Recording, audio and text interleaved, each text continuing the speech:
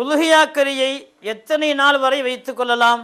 உலுஹியா கரியை எத்தனை நாளுக்கு வேண்டுமானாலும் நம்ம வைத்திருக்கலாம். மார்க்கத்தில் எந்த தடையும் அதுக்கு கிடையாது.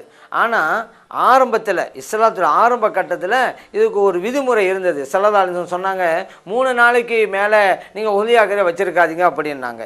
காரணம் என்ன அப்படின்னு கேட்டால், அந்த நேரத்தில் எல்லோரும் வசதி வாய்ப்பு இல்லாமல் இருந்தாங்க.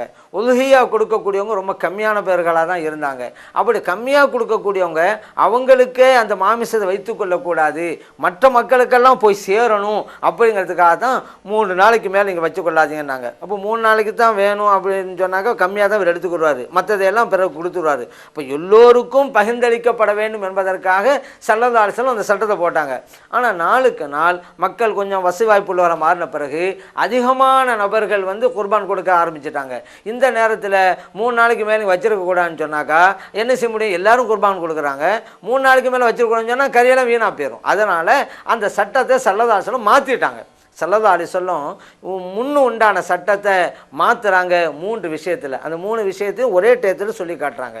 ஸல்லல்லாஹு அலைஹி வஸல்லம் சொன்னாங்க, அருமை தோழர்களே, ஜியாரத்து செய்ய வேணான்னு சொல்லி உங்களை நான் தடுத்திருந்தேன், இனிமேல் நீங்கள் ஜியாரத்து செய்யுங்க அப்படின்னாங்க. அதே போல் அருமை தோழர்களே, நபீதுங்கிற பழரசத்தை ஒரு குறிப்பிட்ட பாத்திரத்தில் தான் நீங்கள் குடிக்கணும்னு நான் சொல்லியிருந்தேன், அந்த தடையை நான் நீக்கிட்டேன், இனிமேல் நீங்கள் எந்த பாத்திரத்தில் வேண்டுமானாலும் குடித்து கொள்ளலாம் அப்படின்னாங்க. அதே போல் அருமை தோழர்களே, இந்த உலுஹியா கரியை 3 நாளைக்கு மேலே நீங்கள் வச்சிருக்க வேணாம் அப்படின்னு நான் தடை போட்டிருந்தேன், இப்போ அந்த தடை நீக்கிட்டேன், நீங்கள் எத்தனை நாளைக்கு வேணுமானாலும் வைத்துக்கொள்ளலாம் அப்படின்னாங்க. இந்த ஹதீஸ் முஸ்லிமிலே பதிவு செய்யப்பட்டிருக்கிறது.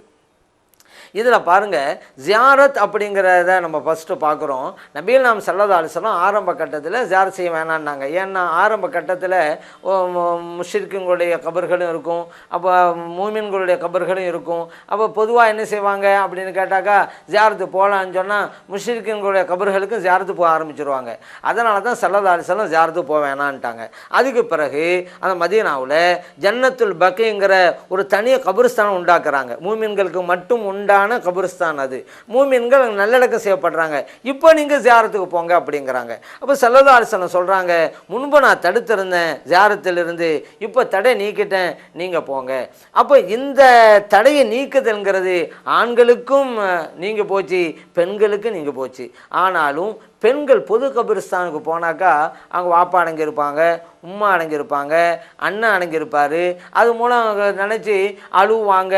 அப்படிங்கிறதுனால தான் பெண்கள் பொது கபிரிஸ்தானுக்கு போக வேணாம், அது மக்ரூஹு, வெறுக்கத்தக்கது என்று இமாம்கள் சட்டம் வகுத்திருக்கிறாங்க. அதே நேரத்தில் நபிமார்களுடைய கபர்களுக்கு, வலிமார்களுடைய கபர்களுக்கு ஆண்களுக்கு எப்படி ஜியாரத்து சுன்னத்தோ அப்படித்தான் பெண்களும் சுன்னத்து அப்படிங்கிறது நாம் புரிந்து கொள்ள வேண்டும். ஏன்னா ஆயிஷா சித்திகா ரலியல்லாஹு அன்ஹா நபிகள் நாயகம் ஸல்லல்லாஹு அலைஹி வஸல்லம் அவருடைய ஜியாரத்துக்கு போகிறாங்க.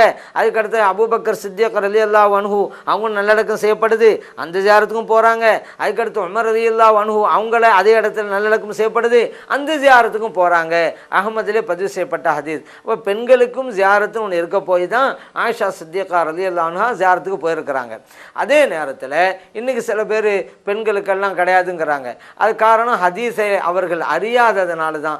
ஆயிஷா சித்திகா ரலியல்லாஹு அன்ஹா ஜியாரத்து செஞ்சாங்கல்ல, அந்த ஹதீஸ்கள்லாம் அவர்களுக்கு தெரியாததுனால தான் அப்படி சொல்கிறாங்க. ஆனால் ஜியாரத்து என்பது ஆண்களுக்கு எப்படி சுன்னத்தோ அப்படித்தான் பெண்களுக்கும் சுன்னத்து.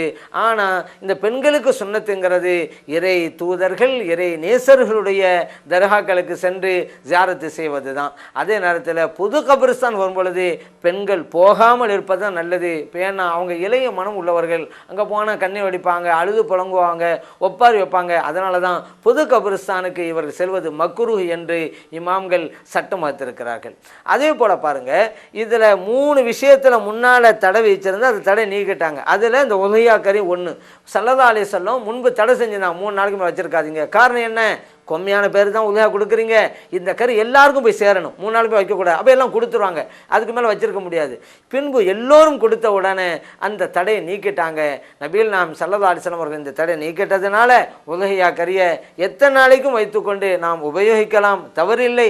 ஆனால் ஏழை எளியவர்களுக்கு பகிர்ந்தளிக்கப்பட வேண்டும் என்பதில் நாம் அதிக கவனம் செலுத்த வேண்டும். நாம் இன்னும் கொடுக்க வேண்டியது எத்தனையோ பேர் இருக்கிறாங்க, அவங்களுக்கு நம்ம கொடுக்காம நம்ம நமக்கே சேர்த்து வைக்கணும் அப்படிங்கிற என்ன நமக்கு வந்தாகணும்.